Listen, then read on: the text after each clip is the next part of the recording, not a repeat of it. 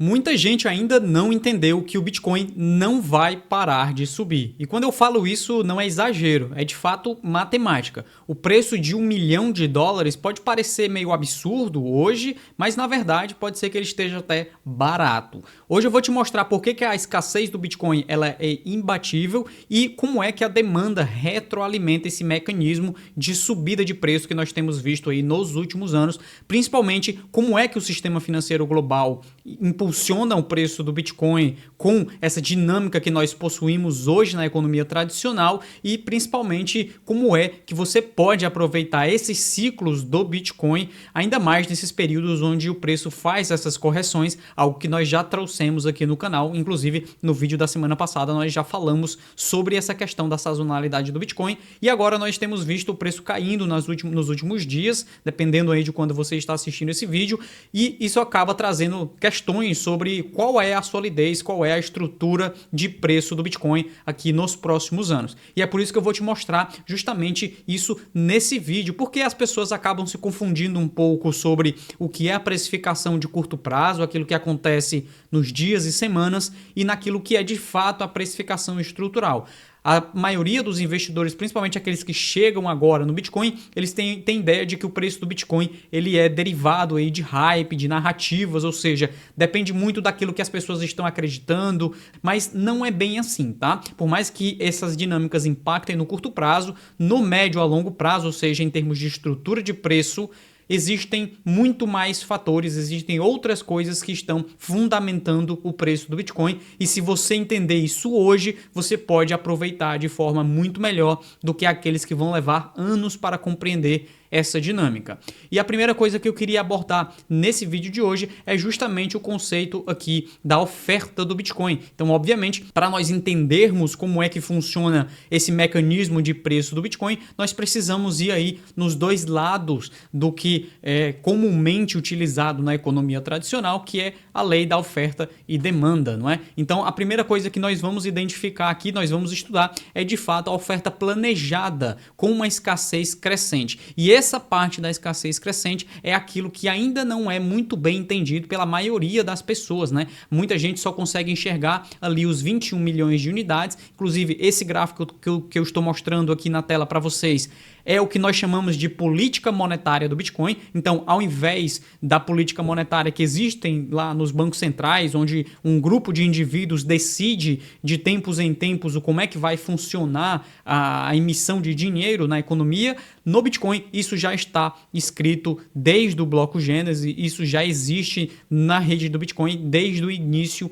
dela. E aqui nós temos dois dados que vão mudando ao longo do tempo e isso é um calendário de emissão, tá? Aqui nós temos um calendário por bloco, então a cada novo bloco que surge no Bitcoin isso aqui vai se alterando e no azul, essa linha azul aqui é basicamente a quantidade de Bitcoins que vão sendo emitidos ao longo do tempo e aqui nessa escadinha é basicamente a quantidade de Bitcoins que é emitida a cada bloco, né? Então cada quedinha dessa aqui que você está vendo na escadinha é basicamente um halving do Bitcoin e aqui nós estamos falando de algo que está aí 100 anos para o futuro, tá? Inclusive, esse é um dos pontos centrais porque muitas pessoas acreditam que o Bitcoin não possui inflação. Na verdade, ele possui sim inflação. A sua oferta ela vai crescendo. Então, aí você me pergunta, tá, Cauê, mas você está mostrando aí que a oferta do Bitcoin, né, a quantidade de Bitcoin vai crescendo ao longo do tempo. Então, como é que você está falando que existe uma escassez crescente? E isso acontece por conta de algo que é conhecido como oferta ilíquida, tá? Então, a oferta ilíquida é basicamente aquelas moedas que possuem pouca ou quase nenhum padrão de gasto, tá? Ou seja, são moedas que vão para a carteira de holders e depois esses holders eles não movem esses Bitcoins. E você pode ver aqui no gráfico, nós temos o preço do Bitcoin e em verde nós temos a oferta ilíquida. Olha como é que ela vai crescendo de forma exponencial ao longo do tempo. Isso significa que a maioria dos investidores que vão chegando dentro da rede do Bitcoin, eles vão guardando esse Bitcoin e essa oferta vai ficando ilíquida. Isso significa que por mais que a oferta total ela vá crescendo, na verdade nós temos menos Bitcoins à disposição, porque se a oferta ilíquida está crescendo, que são moedas que não vão voltar a se movimentar e que não possuem quase nenhum padrão de gasto, isso significa que a quantidade de Bitcoin que está na posse desses indivíduos que não vão vender, que não vão se mover tão cedo, acaba crescendo bastante. Isso cria uma dinâmica de aumento de escassez, tá? Então nesse gráfico aqui nós temos, por exemplo, a oferta total aqui em verde, que ela vai crescendo, só que a oferta antiga, né? Ou seja, a oferta que é mais antiga na rede do Bitcoin, ela vai crescendo também. Então basicamente isso significa que por mais que a quantidade de Bitcoins vá sendo emitido dentro da rede aumente, na verdade, existem menos Bitcoins à disposição por conta aí daquilo que é essa oferta que vai se tornando ilíquida, que não volta a se movimentar na rede do Bitcoin. Inclusive, esse foi um dos principais conceitos que nós explicamos no vídeo, onde eu falei aqui sobre o preço do Bitcoin atingindo os $1 milhão em algum momento nos próximos anos. Eu vou deixar um card aqui em cima para vocês depois olharem isso. Basicamente, aquele vídeo se trata sobre estudo dessa parte da oferta. Entretanto, não vale a pena, não tem como a gente olhar somente para o lado da oferta e não entender o lado da demanda, que é o lado mais interessante que nós precisamos entender. E quando eu falo de demanda, uma das principais coisas que é preciso compreender é como é que o Bitcoin se encaixa em termos de um ativo, né, que é buscado no mercado, né, que é buscado na economia. Por que as pessoas buscam? E aí você vai ter diversos fatores, né? Você vai ter aqui a questão de ser um ativo escasso, a questão de você poder negociar na internet 24 horas por dia, a questão de você poder mover esse Bitcoin internacionalmente, etc. Existem várias coisas e provavelmente você que já ouviu falar de Bitcoin, já estudou alguma coisa sobre Bitcoin, já deve saber um pouco dessas características que o Bitcoin possui. Entretanto, em termos de conceito econômico, e é isso algo que a gente traz aqui aqui no canal, né, algo que eu falo bastante aqui no canal de modo mais aprofundado, é justamente como que o Bitcoin se encaixa em termos de demanda econômica. E o Bitcoin, ele se encaixa naquilo que é conhecido como bem de Veblen,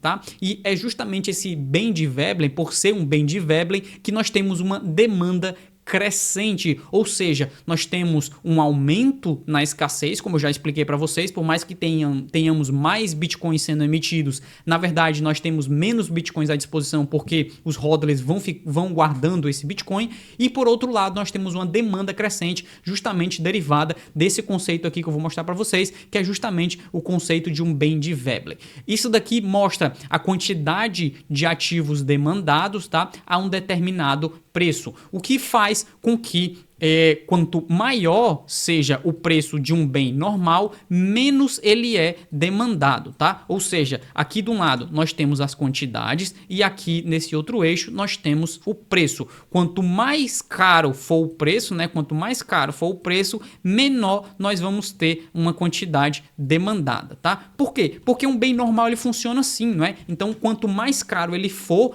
menos pessoas vão ter aí, vão estar buscando esse preço, esse bem, porque ele é mais caro, né? As pessoas vão optar por outros tipos de bens.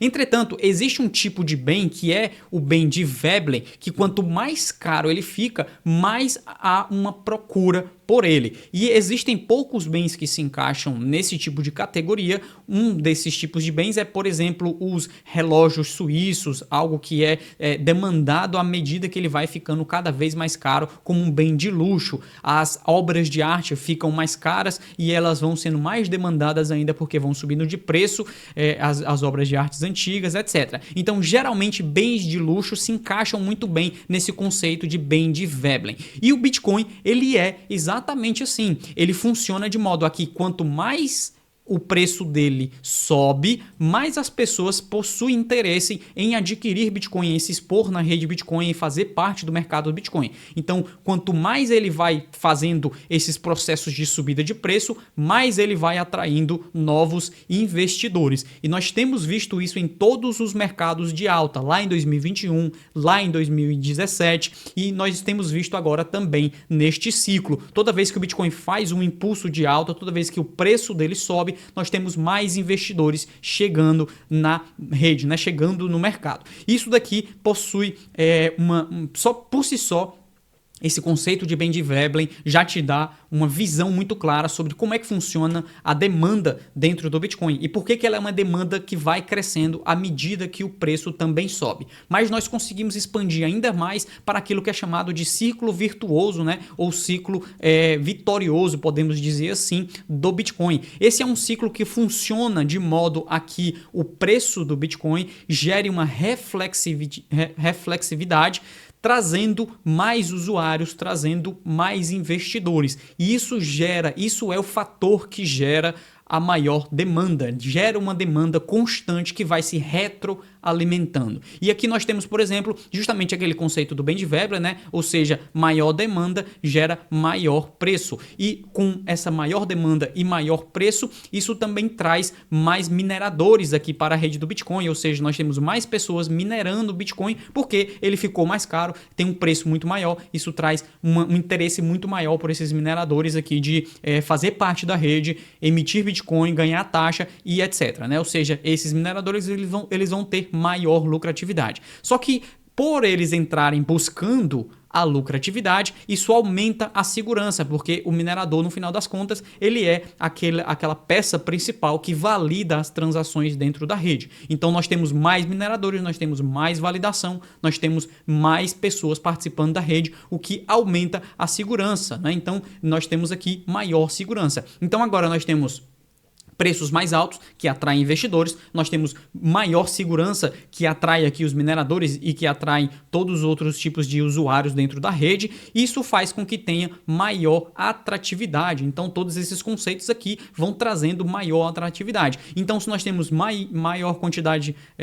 se nós temos mais o preço subindo, se nós temos mais mineradores, se nós temos mais segurança e trazendo uma maior atratividade, isso acaba trazendo mais usuários e mais holders, principalmente, né? Então acaba trazendo mais holders, que afeta aquilo que eu falei para vocês lá da oferta, né? Quanto mais holders aqui nesse último quadrante, nós temos uma escassez cada vez menor. E agora com uma escassez, maior, né? Uma escassez cada vez maior. Isso torna o Bitcoin cada vez mais escasso. Então se nós temos um ativo que é cada vez mais escasso e que, como um Bendy Veblen, vai atraindo mais usuários à medida que ele vai subindo de preço, isso volta para o passo 1, que causa um maior aumento de preço. Então vocês podem ver que é basicamente um ciclo que ele vai crescendo e ele vai reafirmando todos os pontos anteriores. Então, cada novo estágio do ciclo reafirma o estágio anterior. Só que isso por si só não explica o porquê que existe essa demanda no Bitcoin, né? Então, por mais que nós tenhamos entendido que o Bendy Veblen vai crescendo de preço e vai aumentando a quantidade de usuários, isso nós precisamos entender o que traz essa maior quantidade de usuários. E é aí que entra a questão que é fora do Bitcoin. Aquela questão relacionada, que eu falei no início, ao mercado tradicional, à economia tradicional. Quanto maior interesse pelo Bitcoin, isso significa que, no final das contas, nós precisamos entender por que os investidores estão buscando novas formas de alocar capital, por que os investidores têm interesse em investir em Bitcoin. E o principal motivo disso está nesse gráfico aqui que eu estou mostrando para vocês, tá? A demanda crescente é um reflexo de dinheiro abundante, tá? E nesse gráfico vocês conseguem observar a riqueza mundial, então aqui inclui mercado imobiliário, inclui ações, ouro, Bitcoin, etc. e a liquidez global. Então você pode ver que elas são muito correlacionadas. Na década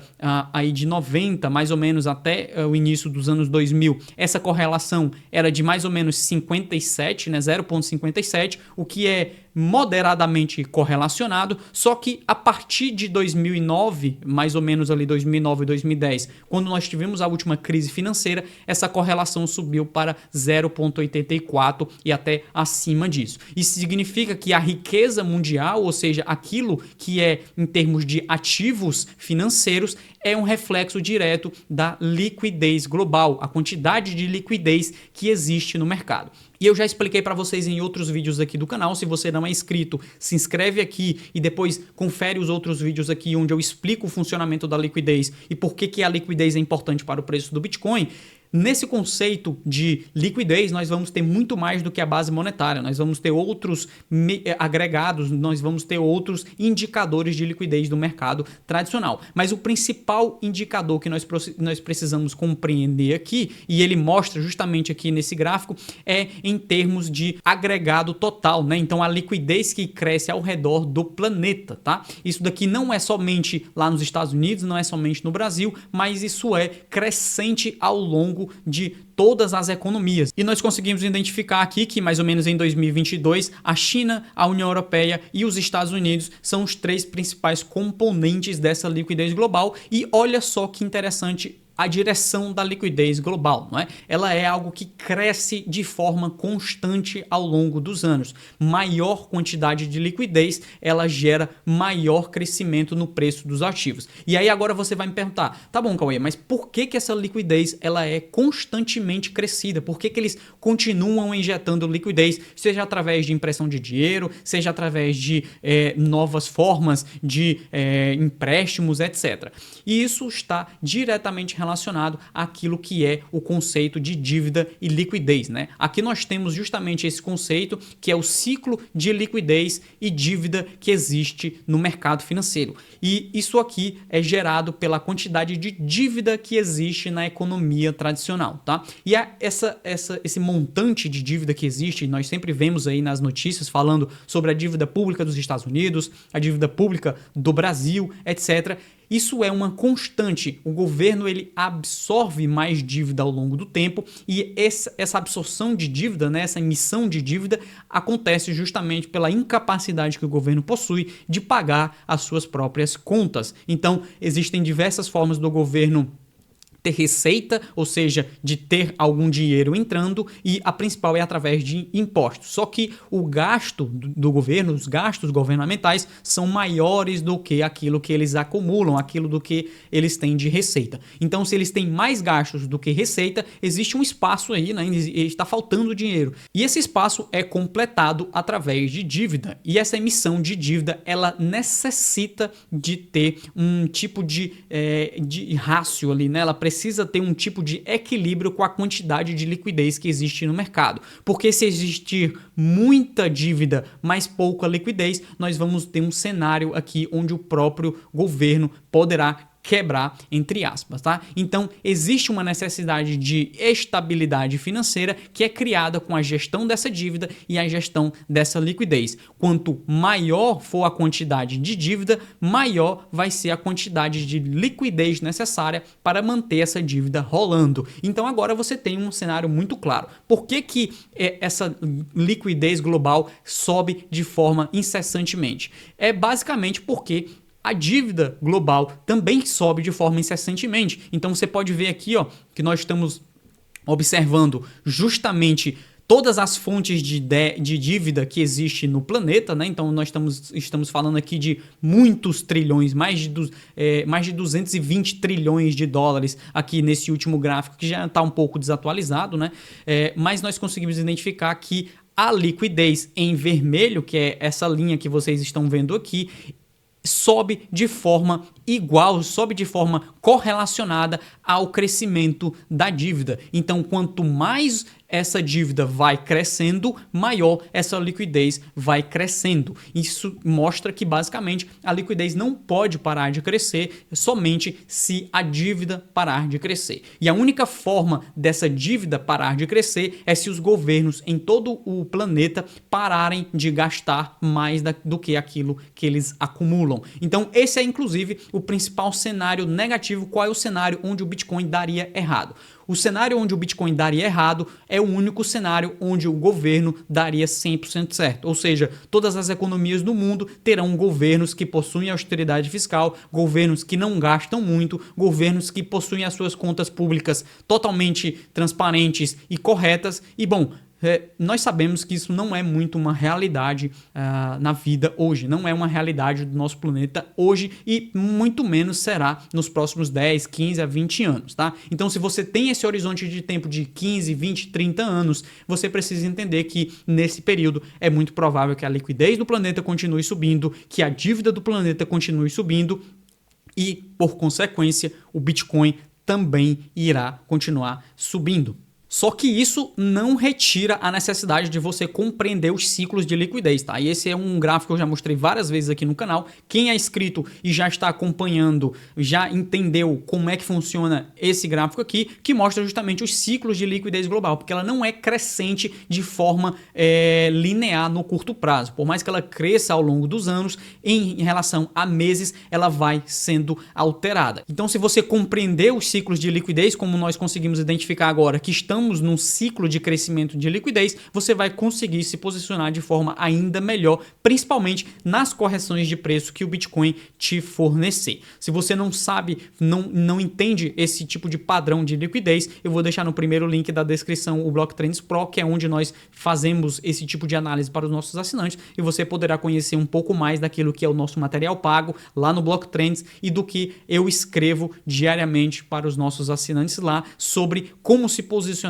principalmente nesses períodos de baixa, nesses períodos de correção que o Bitcoin nos fornece. Foque no longo prazo, foque naquilo que é a estrutura financeira e não tanto naquilo que é as narrativas de curto prazo que está no jornal, e aí você vai conseguir se tornar um investidor muito melhor. Inclusive, eu vou deixar aqui no card um vídeo que mostra como você se tornar um investidor muito melhor no Bitcoin, e um desses conceitos é justamente entendendo a estrutura de liquidez que a gente abordou nesse vídeo de hoje. Se você ainda não é inscrito aqui do canal, eu peço que você se inscreva, porque a gente tá no começo, né? Eu tô fazendo esse tipo de material há pouco tempo, pouco mais de um mês. E a sua inscrição vai ser bastante útil aqui para o crescimento do canal. Além do mais, não se esqueça de deixar o seu like caso você ache interessante. Inclusive, me dá dicas aqui do que eu falo nos vídeos, do que eu posso trazer para vocês aqui em termos de entendimento aprofundado, que é aquilo que a gente faz aqui no canal, que é aquilo que eu tento trazer para vocês de forma ainda mais analítica, ainda mais aprofundada. Deixa nos comentários aí que tipo de assunto, que tipo de coisas vocês gostariam de entender de forma aprofundada, e eu prometo trazer aí num próximo vídeo. Muito obrigado para você que esteve me acompanhando. A gente se vê no próximo conteúdo aqui do canal. Tchau!